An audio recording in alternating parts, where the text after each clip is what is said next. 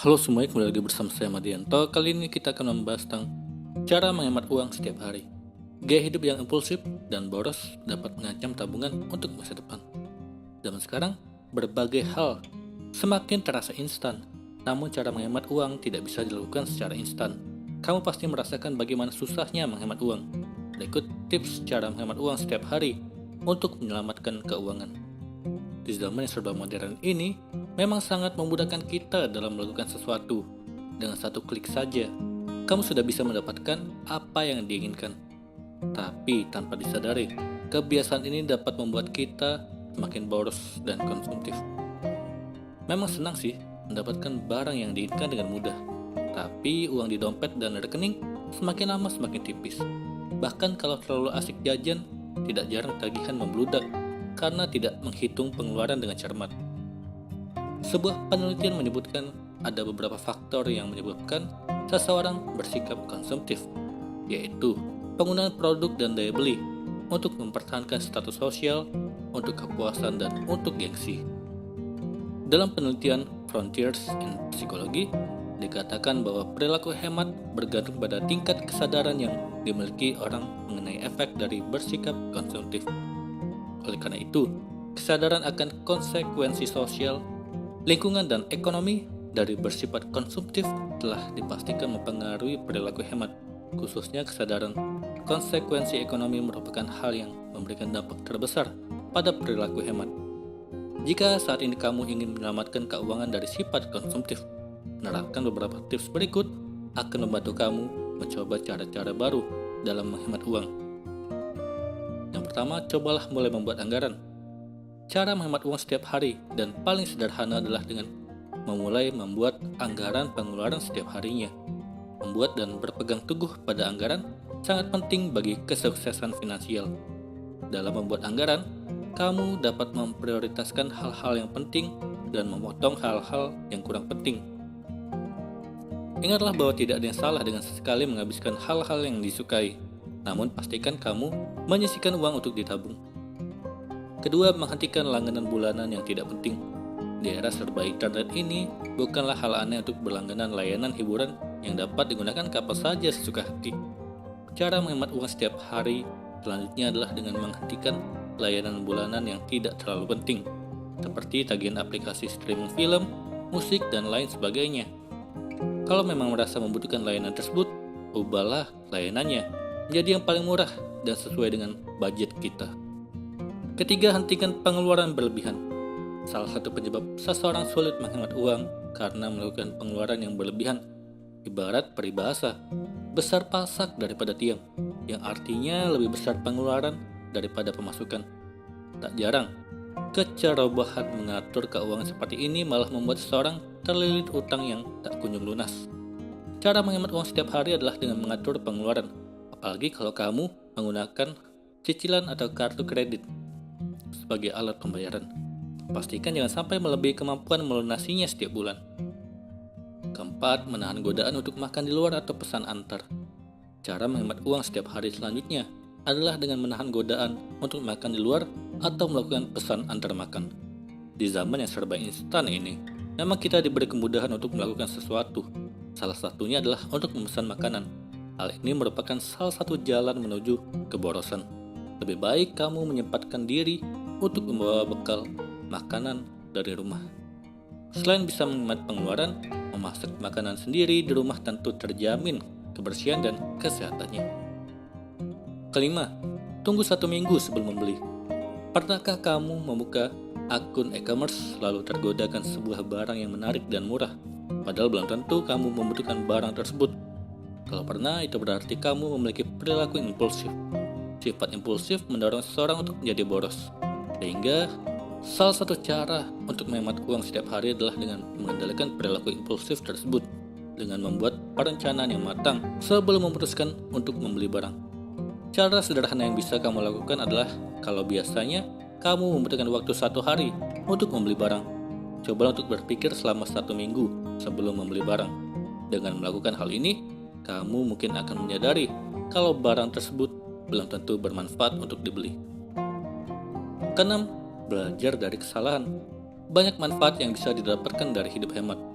dikutip dari Clever Finance, bahwa hidup hemat akan memungkinkan kamu membangun lebih banyak kebebasan finansial ke dalam hidup dengan mempercepat kamu mencapai tujuan finansial.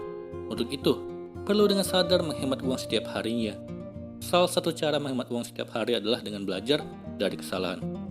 Misalnya kalau kemarin kamu mengeluarkan uang yang melebihi batas pengeluaran harian, maka sebagai gantinya, hari ini kamu perlu menghemat pengeluaran bagaimanapun caranya.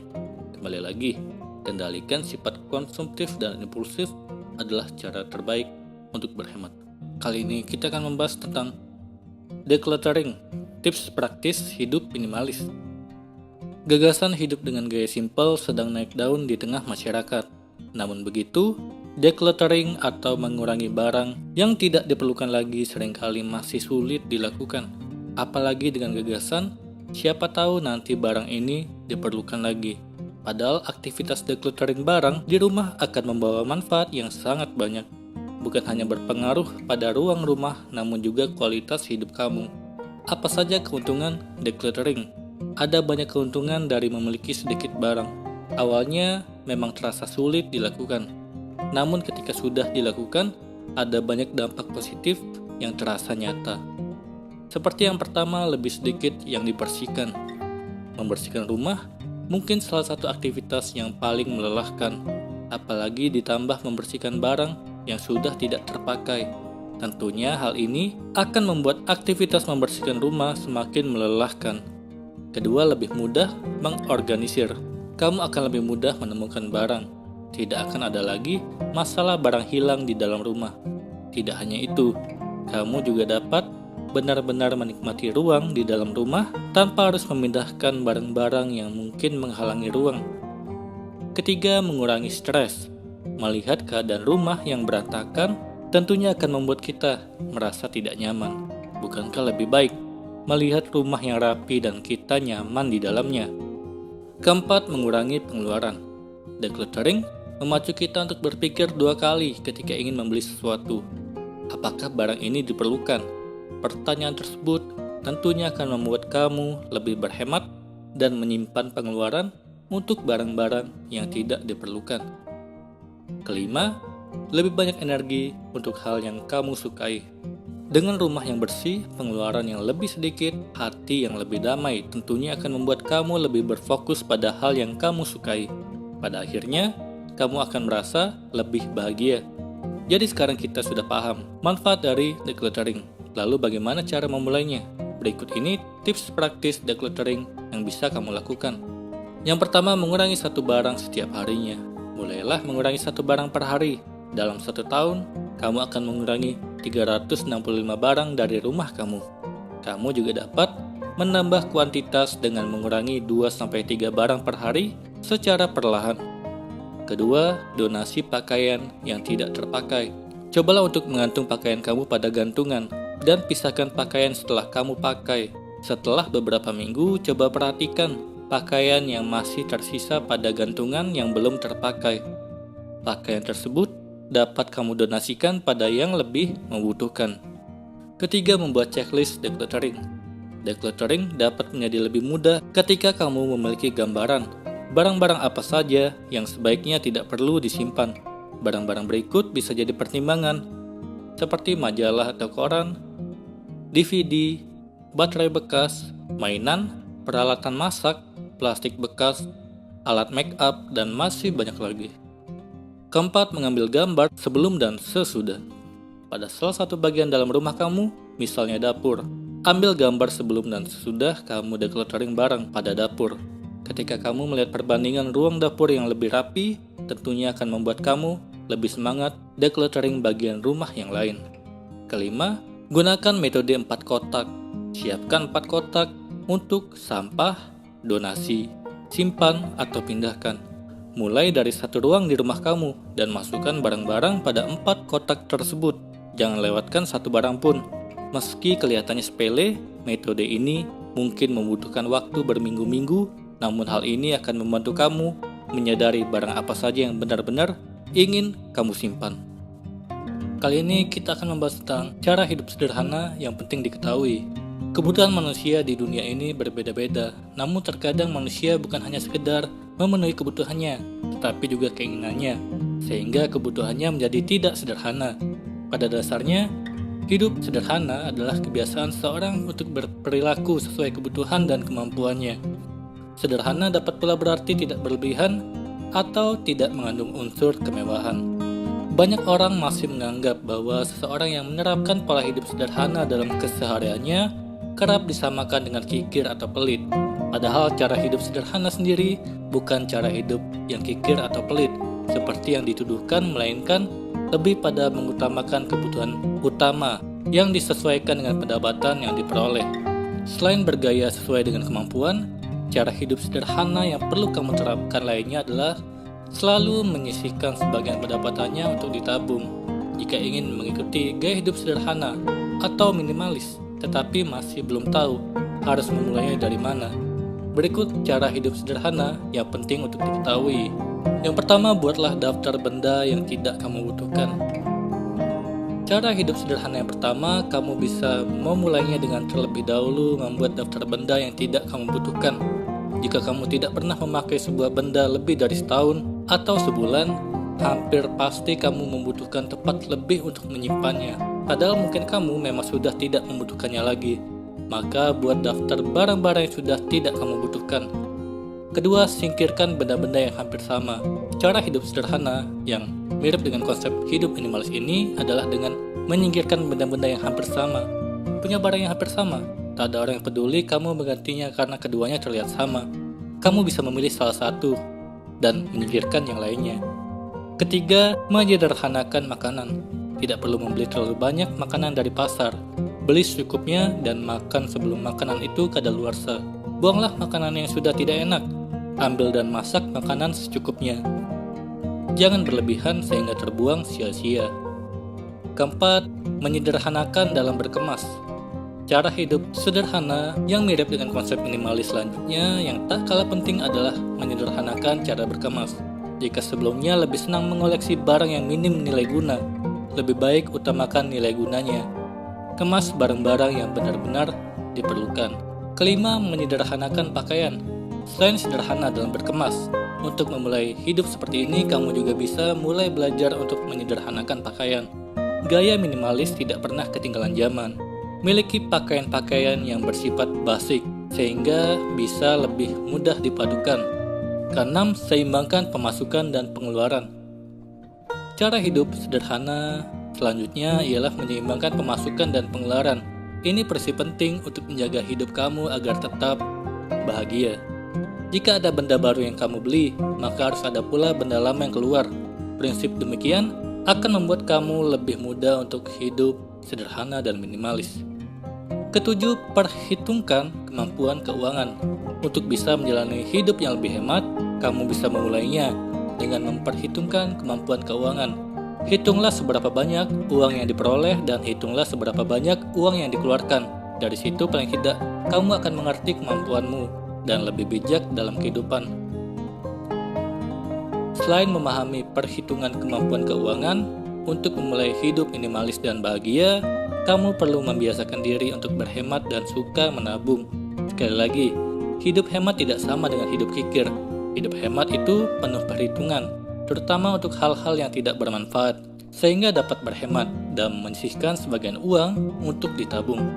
Cara hidup seperti ini dapat diterapkan dan dijalani dengan konsisten untuk hasil seperti yang bisa kamu harapkan. Kali ini kita akan membahas tentang 7 manfaat terbiasa hidup sederhana.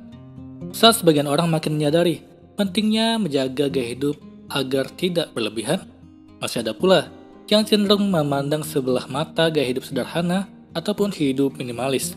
Seakan-akan orang yang melakukannya pasti tidak punya duit untuk bergaya hidup mewah. Semoga kamu tidak terpengaruh terhadap pandangan itu. Sebab berapapun gajimu, hidup dengan sederhana akan memberimu banyak manfaat. Berikut adalah beberapa manfaatnya. Yang pertama, tidak pusing tujuh keliling saat penghasilan menurun dari biasanya. Bahkan yang bekerja tetap pada sebuah kantor pun bukan berarti penghasilannya tidak ada resiko turun. Misalnya saat kantor sedang mengalami masa sulit. Penghasilan bisa dibayarkan dengan cara dicicil atau malah dipotong. Apalagi kalau kamu bekerja lepas atau punya usaha sendiri. Naik turunnya penghasilan tentu sudah menjadi hal biasa setiap bulannya. Bahkan jika penurunan penghasilanmu lebih dari biasanya, kamu akan tetap bisa bertahan jika selama ini terbiasa untuk hidup sederhana. Dengan menurunnya penghasilan, kamu juga harus lebih menahan diri dari berbagai keinginan. Bahkan kebutuhan sehari-hari pun perlu diakali sampai sedemikian rupa agar penghasilanmu tetap cukup untuk hidup. Kedua, bisa menghibur diri dengan hal-hal yang murah meriah.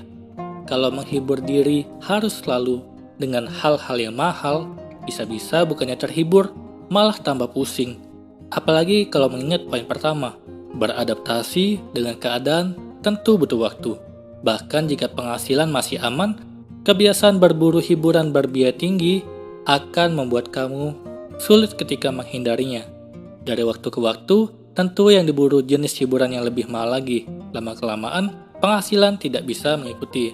Maka dari itu, cobalah menghibur diri dengan hal-hal yang murah meriah, seperti berjalan-jalan ke taman kota, bermeditasi, ataupun kegiatan lain yang lebih bermanfaat.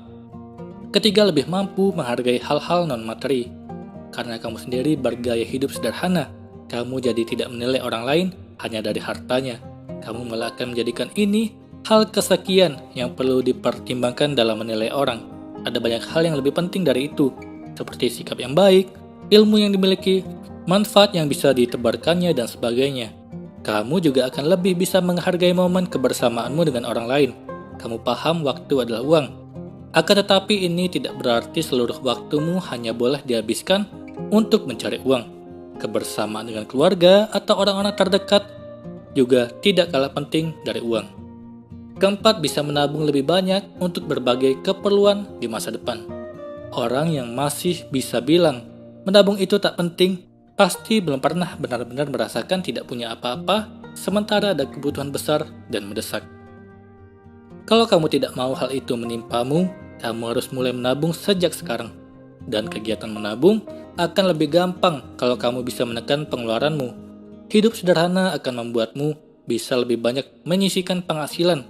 Tabunganmu juga bukan cuma buat membiayai kebutuhan darurat, melainkan bisa digunakan untuk berinvestasi. Kelima, tidak membebani pasangan dengan banyak permintaan. Kasihan pasanganmu kalau kamu tidak mau belajar hidup sederhana sejak sekarang. Kamu boleh saja bercita-cita punya pasangan kaya raya.